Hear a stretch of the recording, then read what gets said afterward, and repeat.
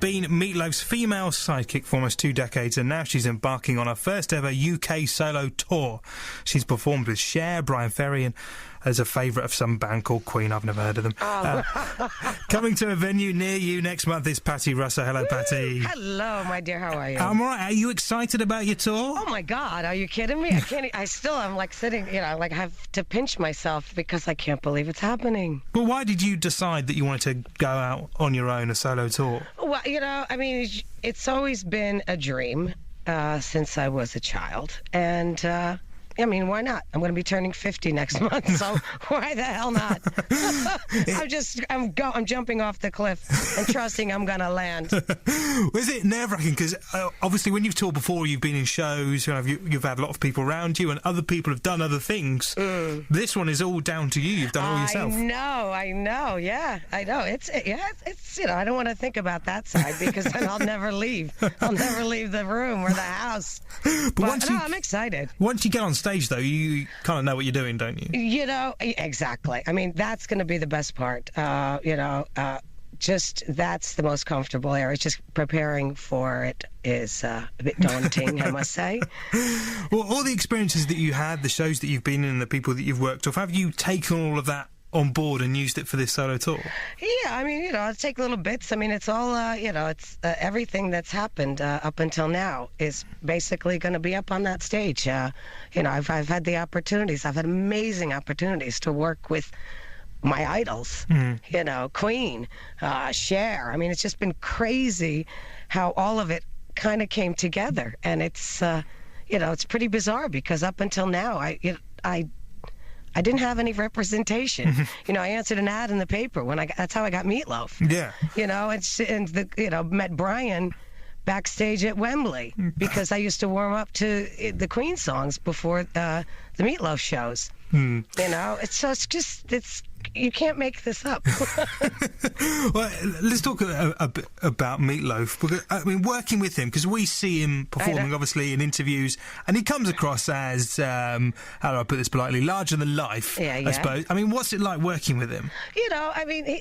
Like he even says, he's when he's out there performing these songs, these epic mini theatrical productions that Steinman wrote, he goes into character. So every song he creates a character for, and that's what I just kind of, become the supporting actor and just follow him with it. So he's full on performing. He's the character, the voice, all of it. So, yes, he is over the top and larger than life, and it's bombastic and all of that. Is it exhausting? It can be. Yeah. But it should be. Because if you walk off the stage after, those shows are, they were quite long. So, if you walk off and you're ready to do, 20 handstands and somersaults, then I don't think you've done your job. I'll walk off in my clothes. I could, just wring them out. And that to me is, all right, I did my job. And you said you answered an advert. You joined in 1993. Yeah. And that was just kind of when he was back on the upward curve. You kind of joined at exactly the right time. I jumped the queue because he was looking for, the album had already been done, Bat 2, the single, they slated Anything for Love to be the single. And so all of that was done. And, they were getting ready to put a tour together. And it's crazy because the ad didn't say it was Meatloaf, but I'm just, lucky me to happen to read that ad and follow through. But be honest, right? I want you to be really honest. Okay, go ahead. Are you a little bit annoyed that you didn't do the vocals on the single? You do it. I would do Anything for Love. You do it live, but it's not you on the single. Well, that's Lorraine.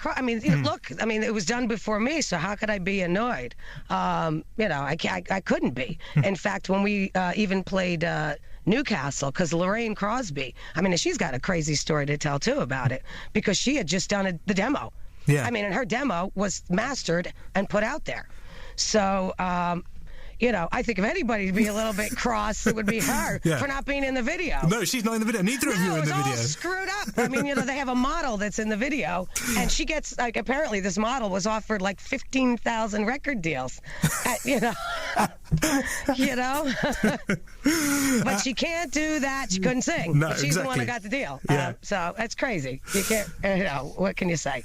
And you mentioned Queen there. What was that like working with those guys? God. Well, first of all, meeting Brian, my jaw just dropped. I didn't. Meat had set it up.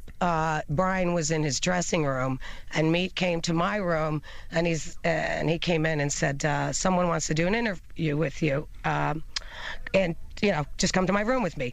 And of course, he's got his arm around me and he's blocking as we walk into his dressing room, so I don't see Brian sitting down. But I see this woman standing there, and she's introduces me, and then he steps aside and he's like, "And you wouldn't mind that if Brian May just sat in and listened to the interview?" Well, that was a trip. So, and cutting fast forward to actually performing with them, that's one of those that's a moment I'll never forget. Moments. Yeah. And I imagine it must be such a kind of reassurance or kind of validation of what you're doing to have someone like that say, we really rate you and we want you. It was incredible. It was incredible because I can remember even before I got the Meatloaf gig, hearing about the band where I'm not sure if they were talking about getting back together or working on some stuff, but I can honestly remember on my way to my day job calling up Hollywood Records in California. I don't even know what the hell I was thinking. I think it was Peter Paterno I was trying to get a hold of. I don't even know what I said, or even I probably didn't even get past the receptionist. And now, ta-da! And another one that you work with, I mentioned, Cher. Yeah. And she's been a big influence on you, hasn't she? Oh, my God. Well, we share, quote-unquote, pun intended, the same birthday. And it was absolutely crazy because I was telling the story. I was back out with Meat in 2008, and it was just one of these chance kind of meetings. I just did an interview, though, in God, I don't even remember where it was. Internet interview, and I was telling the story when we were doing Top of the Pops, and Cher was also on the show. She was singing Walking in Memphis. And I was freaking out. I was like, she's in the next room. And I went to Meat's wife at the time, and I said, please, Meat's got to introduce me to her. So, and I got to get a picture with Cher. So in comes Cher with Meatloaf. Meat goes, Patti, Cher, Cher, Patti. And then Meat puts his arm around Cher. He goes, okay, Patti, take the picture. And I'm feeling like a complete idiot. And I couldn't say anything, so I took the friggin' picture. So then cut, 10, 12 years later, I'm telling this story on an internet interview. And I said, Cher, if you're out there, I need a picture with you.